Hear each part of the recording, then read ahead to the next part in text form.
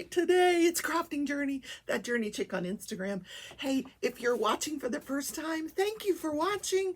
This is a show about crafting and I cover live trials. It's my version of true crime. And if I don't have a live trial, then you might just hear a story.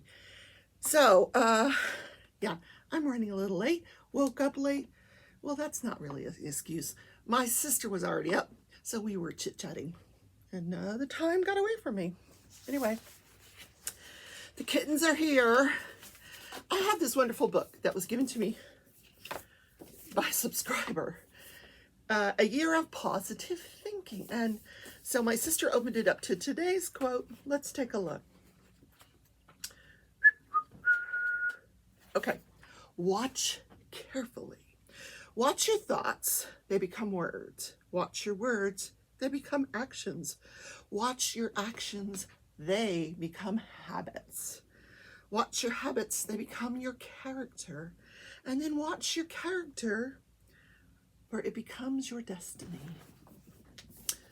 That's the show for today. No.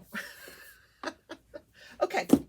So, don't forget, before you leave the show today, to hit the like button and then replace all of its 2-ply toilet paper with 1-ply. Then, if you're not subscribed, please consider subscribing. I would greatly appreciate it. And ring the notification bell when you want to know when I have another video posted, which could be at any time. Look at this cool notebook. Somebody at work made this for me. Rebecca. They know I like pink. They've discovered the cricket. Yes. And I put some show notes in here for today. All right. Did not work on the monster yesterday because I was working on, during Craft With Me Wednesday, I did paper folding. I don't know if anybody was doing it with me or not. So I got part of Alice's dress. See the very corner of Alice's dress there. How cool is that? So I'm going to keep doing that. This is the book that I chose. Midnight Sun. Terrible book. Yeah. So I chose to do it on this book. The kittens are in rare form. They're chewing up the dinosaur. I cleared the whole thing. All the gnomes are now hidden back here. There's the llama. I put all the, because they were just knocking it over anyway. Come on in. And so it's clear. So now they have no interest to be up there, of course. They're squirrel hunting. Well, I cleared the whole thing off and now they don't want to be up there. Who's squirrel hunting? These two. Oh, because they taste so yummy. Hi. What you got within 4 feet of Good one? morning. Hello, Duncan. Okay. Bye. Bye. You like that? Oh, look at the tail. Okay. Squirrel hunting. It's the season for squirrel hunting. Okay. I got to go to work. Yes, the song is coming. Everybody ready? Gotta go to work. Work, work, work. Gotta go to work. It is national. I can't tell you. I gotta write it in my journal first. What did I do with my planner? Okay. I got it. I got it. I got a pen. I got the planner. Let's open it to this week. Hi, Tootsie. I see the tail wagging. What's going on over there? We've got diamond paintings on the floor. Oh, my goodness. Okay. We are here. It is, all right, let me write it in. National Pot Pie Day. Pot pie. And on this day, what did I say? What did I say?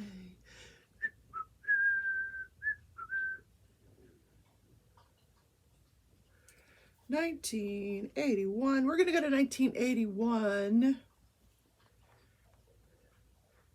to a true crime story. Yep, no uploads yesterday, although I did do a little short. YouTube has this thing now that they call shorts, little 60-second videos. So I took that cat video that I put in the show and put it up as a short. Just see what happens. So I'll just say YouTube short and I'll put cats. Cats, cats, cats. Today is Thursday. So tonight I'm going to be in Wolfpack's live. That is at 6:30 Central. I'll be there. J-Rob will be there. I think Nana 7 Crafts will be there. Life with Lindsay may make it. Lots of people. We're going to be working on Monster Mash. So I didn't work on Monster Mash yesterday at all. It was a very busy day. Very busy day. Yeah, I'm talking really fast. Like that's going to make the show go faster so I can go to work. I'm just going to tell my boss the truth that I was talking to my sister and time got away from me. Now the cats have left because they think my sister has treats for them. And she might. I don't know. All right, let's go talk about, let's give them something to talk about. Okay. The Great American Pot Pie. Have you ever made one from scratch? I have. Oh my God, so delicious. I get a huge pie pan and you know, you cut, ideally, you cut up all the vegetables left over in your garden. I don't have a garden, so that's not happening. Now, I like peas in my pot pie, but I don't think my sister does. So we make Marie Collanders. Let's just be honest. Marie Collanders. Let's just forget the fresh vegetables and go to the frozen section and get Marie Collanders. But yes, I have made it. I'll get a big pie pan. I like to buy those the roasted chickens that you can buy that are already roasted. You just take one home and, you know, take the skin off and take all the meat off the bone and chop it all up. That's your chicken for the pot pie. And then I do get some vegetables from the store, and I like carrots and it's a little potato in there, some starch, some celery, peas, what else? Some people like green beans. I don't care for the green beans. I'll pass on the green beans. I mean, I'll eat it, but lots of potatoes and carrots and chicken and peas and spices. My sister could probably help me on the spices. Mine turns out a little bland because I'm not a chef, and then the pie crust. Yes, do not forget the pie crust. I've skipped the pie crust. I would buy the frozen Pillsbury. Not, you know, that you get it in the dairy section, the Pillsbury pie crust. You just open it up and you put it in and you put the filling in, and you have to make the roux with the flour and the, you know, butter and lots of butter. But when it's cooking in the oven, it smells amazing. Even if it is Marie Collanders, it still smells amazing. Unless you let it cook too long and then it starts to burn, then nobody wants it. But you got to have that, the crust has to be just right. It cannot be undercooked because then it's just wet. And when you get that bottom crust cooked like to a flaky layer, oh my goodness. All right, I haven't had breakfast, so I'm getting hungry. All right, let's go to another subject. We could diamond paint. Yes, we could. Yes, where are all my drills though? I had the show yesterday and everything went askew. I need, not this one. I need oh, here it is. My spell book. I need the spell book because I need to do the Y's. Y's, because we love you. Y. Okay, now I need a pen. I got a pen. We have drills and a pen, and we're ready to rock and roll. I had a very fun show, even though I was book folding. I'm gonna say it's an interesting craft. I will finish up the book. I don't know if it's something I would do on a regular basis, but I understand that there are Facebook groups where they talk about this craft, which is kind of cool. Kind of cool. Now I'm missing some right down here. This color right here is missing. I don't know how they're missing, but they are.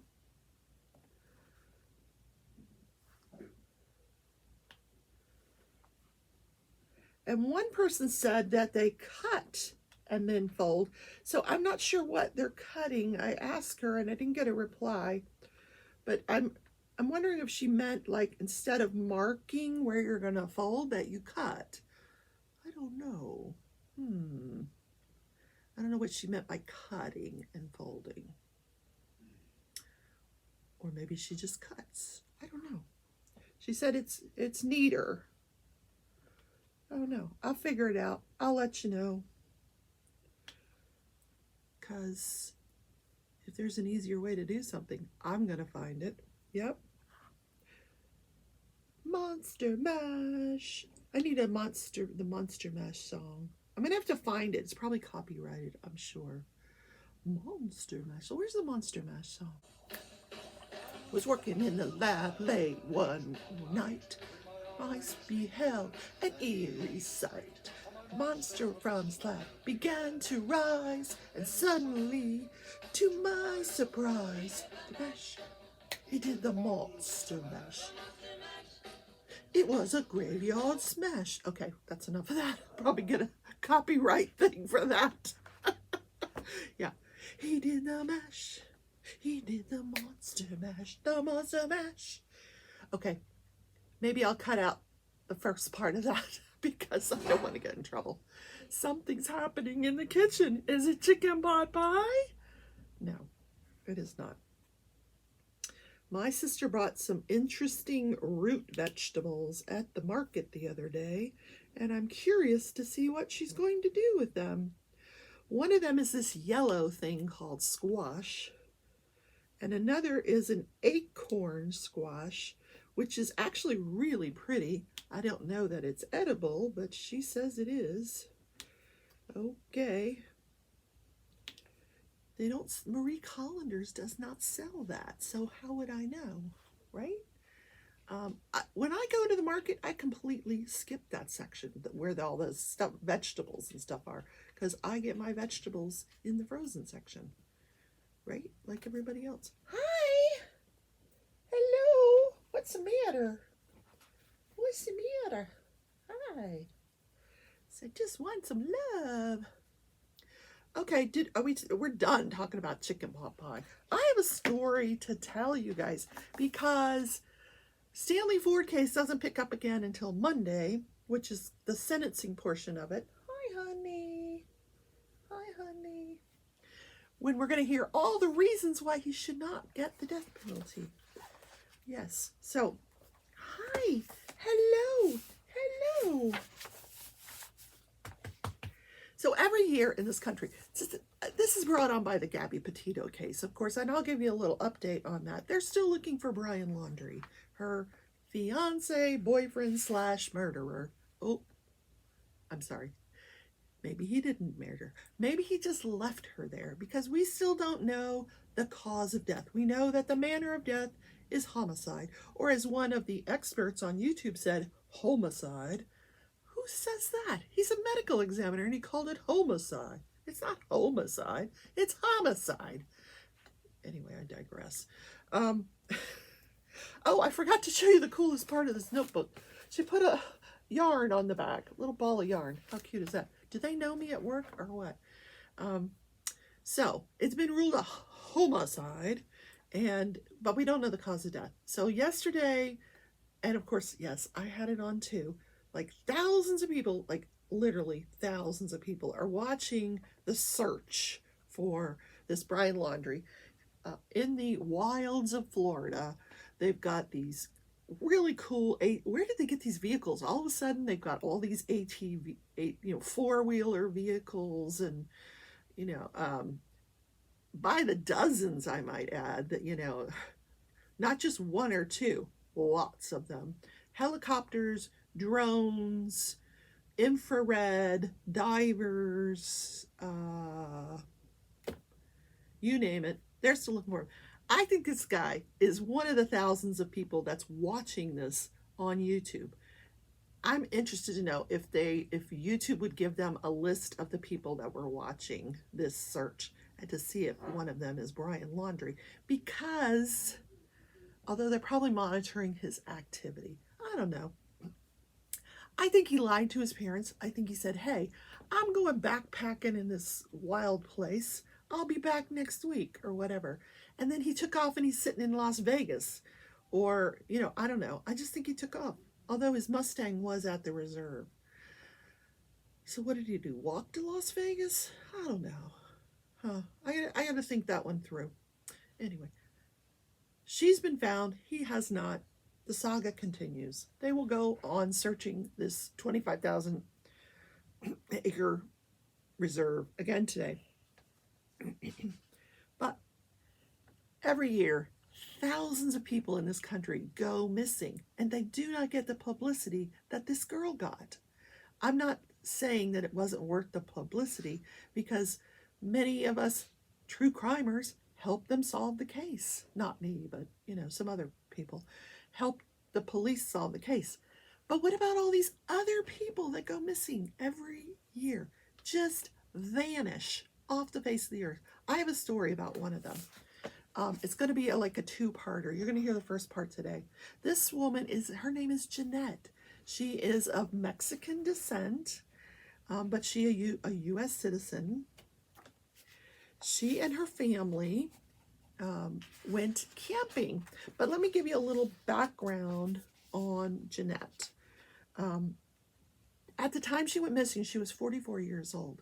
But when she was 17 years old, she was in a car with her parents and her family. She had a brother and sister. Brother's name is Oliver. I didn't catch the sister's name. They're in a vehicle. They're traveling. She's 17. The father gets into a car accident. She is thrown from the vehicle. Everyone else is fine. She's thrown from the vehicle. She ends up in a coma for a month, has a severe brain injury. But she lives. She comes out, she's alive. Now, before she was in this accident, they described her as this beautiful girl, terrific personality, but she liked math. Math was one of her things, very good with numbers. So after the accident, and she comes out of this coma, she is severely disabled, but she walks very slowly. She has a few quirks because of her brain injury. She is obsessed with numbers now. Everything she sees, she counts. If she sees a group of trees, she counts. If she sees a fence, she'll count the fence posts. She's constantly doing these math equations in her head. And the other thing she's obsessed with is food. Her favorite food was pizza. So her father said if anybody offered her pizza, she would do anything for pizza. Let's just put it that way. I need some coffee. So the parents end up taking care of her, and they said that there were times that she became very obese too, because she's not doing anything. She's just sitting around doing math problems in her head and eating pizza. So the parents take care of her, and she goes everywhere that they go. So they decided that, and her father was a 7-day Adventist minister. Not very popular with the 7-day Adventists, all the 7-day Adventists, because he advocated for like a more liberal 7-day Adventist, not so strict. But he raised his children very religiously, to be respectful, humble. So the car accident was in June of 1988. And they did say that every now and then, she would wander. She would just walk away. But they could always catch up to her because she walked so slowly. What are you cats doing? Oh, they're up. They're both. That poor dinosaur. He is not going to survive the kitten stage. Oh, my goodness. Okay. So they plan this camping trip in Arizona. They're going to go to Arizona. It's like a stone's throw from New Mexico. They go early because they want to get a good spot near the restrooms before the campsite fills up. This is like a Thursday. They go early. So it's just the father and mother and Jeanette, the 44-year-old woman. Now, park ranger was interviewed. He says when they arrived, he only saw mom and dad. And when they came in, like, they didn't wave or anything. They weren't particularly friendly. But he never saw this woman, this 44-year-old woman. Yeah, interesting. So they set up their camper near the restrooms. It's not right next to the restroom, but, you know, the restrooms are about 75 feet away. So they set up and they have dinner, and now it's about 6 o'clock, and mom says, I'm going to go for a walk, and Jeanette's like, I don't want to go. She's like, no, come on, we'll go down to the restroom. She's like, no, I don't want to go. So she's like, well, we're going to go down to there was like a pay box, like when you, at the entrance. So they were going to go down to this pay box. I guess you leave your money for your campsite. So money, you know, numbers, that interests Jeanette. She's like, okay, I'll go. So they're walking towards this pay box, and which is very close to the restrooms. And the mother says, listen, let's go to the restroom now. And she's like, no, I don't want to go. And she's like, I'm going back to the camper. And her mother says, no, come on. And she's like, no, I'm going back to the camper. So the mom's got to go to the bathroom. So she proceeds, she's like, okay, I'll catch up to you. So she goes down 75 feet to the bathroom. Now, to walk back to the camper is maybe another, 175 feet, whatever. So, but you have to go around this curve to get back to the camper. So then, now my messenger thing is going to bing. Mom proceeds to go to the bathroom, and just before she enters the restroom, she looks back. She sees her. She's walking, slowly back to the camper, so she can see her. So she gets into the restroom. She props the door open so she can see her. She says she's in there for no longer than 1 or 2 minutes. She comes out of the restroom. She's gone. She can't see her anymore. So she figures, okay, she got around the curve. But the mom thinks, wow, that's really strange because she didn't walk that fast. How did she already get around the curve? So the mom proceeds to walk back to the campsite. She gets there. Her husband, he's in the driver's seat of the camper. He's talking on his phone this whole time. So he wasn't watching what was going on. So she asked him, hey, where's Jeanette? I don't know. Didn't she come back? No, she's not here. She's gone. She has vanished. Nobody ever sees this girl again. Just vanished. So they start looking for her. How far could she get? She walked at a really, really slow pace. So they are looking everywhere. They cannot find her. So they call in the authorities to help them. They can't find her. So now it's getting to be about 8 o'clock at night. Her brother, Oliver, comes. Now he's older. He's got a family. He comes and they start looking for her. Now, the plan was the next day, a lot of the church people were going to come and they were all going to camp. So now Oliver's there with his family. They're looking. They can't find her. Oliver's driving all over the place. Can't find her. Police can't find her. So the next day, they bring in these canine dogs, and they ask the family, we need something that the dog can scent from. So every time the family goes and gets something of hers, they're like touching it all over and contaminating it. So they try to tell the family how to collect something that would be scented, something that only she's touched. You take a bag or any kind of a bag, turn it inside out, pick up the thing, push it into the bag, like when you're picking up the dog poop, that way. So that you're not touching whatever it is. Well, the family did not understand this. So they're contaminating everything. So finally they said, how about if we send somebody back to your house? Because it wasn't that far from where they lived. Let's go back to your house. We'll get something like only she's touched. Maybe a pillowcase, a shoe, something that only has her scent on it. So they wait and they wait and they wait. All day long they're waiting. They're like, what is going on? The dogs are here. We've been here all day. What's going on? And now there's people everywhere. The church people have shown up. Everything is getting contaminated. Everybody's looking for her. So Eventually, one of the relatives shows up and she's got a pillowcase and a shoe and something else. And she hands it to the officer. And they're like, we told you how to collect this. Now it's contaminated. But they try it. They take the shoe, they put it in front of the dog. The dog immediately smells it and starts tracking, goes across the road, ends up at this cabin, and then stops. Well, they're like, this clearly, if this is her shoe, she hasn't worn it in at least 48 hours. This would be an old scent. The dog is tracking it like it's a fresh scent. So they smell the objects, and they smell like downy fabric softener.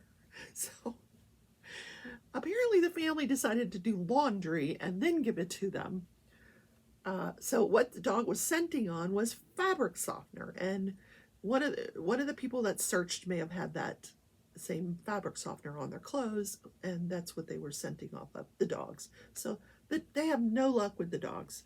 So they have searched and searched and searched this property. The family, you know, the father's being very evasive. Nobody has seen this woman. Can say that they saw her at this campsite with these parents. The parents are the only people that are saying that she was there with them. Before they got to the campsite, they said they stopped at a Walmart and they stopped at a restaurant. So, and that was like at 10 o'clock in the morning. So they do find footage from the restaurant, and they do see all three people, Jeanette and her parents, that had gone to the restaurant. But that's 10 o'clock in the morning. They couldn't find any footage that any of them had been at Walmart. So the plot thickens. They couldn't find any footprints from this woman. And they're thinking, you know, if she walked away from this pay box towards the camper, there would be footprints. There's no footprints. They can't find footprints of her anywhere. Like I said, no one saw her. The father's not showing any emotion. And then they come to the campsite on the Monday to start the search again. The police come. They're like, okay, we're ready to do some more searching. Everybody's gone. The church people went home. The relatives went home. And the parents left. Like, would you do that if your daughter disappeared? Would you leave the campsite until she was found? I wouldn't. They're gone. Everybody's gone. So that's where we're going to leave it off today. Everybody's gone looking. Nobody's looking for this woman. The police are like, where'd they go? Yeah, the plot thickens. So we'll tune in tomorrow for more of that story, right? Alrighty. So this day in history. Yeah, I'm supposed to be at work in 5 minutes. I'm going to have to call my boss. But I stayed late at work yesterday, so I'm good. I got my review yesterday. Apparently, there's only a few things you can get on this review. And it's like, meet expectations, doesn't meet expectations. Those are the options. So, of course, I meet expectations. Yay. And we talked about me working from home full time. It's a big possibility. Yes. Because she's hiring more people to do some other jobs at work. So I may be getting my wish to work from home permanently. Yay! I would love that. I could sit here, drink my coffee. I'm one of those people who get a lot of work done in a very small amount of time. I'm very efficient if you leave me to my own devices. Now at work, there's a lot of distractions. People that want to go. I have a friend at work. She's always, let's go for a walk. Okay, I go for a walk with her. I should walk more anyway. Let's go get a water. Okay, we'll go get a water. Let's go see what's in the gift shop. Okay, let's go see what's in the gift shop. Hey, I got to go pick up a prescription at the pharmacy. Okay, let's go to the pharmacy.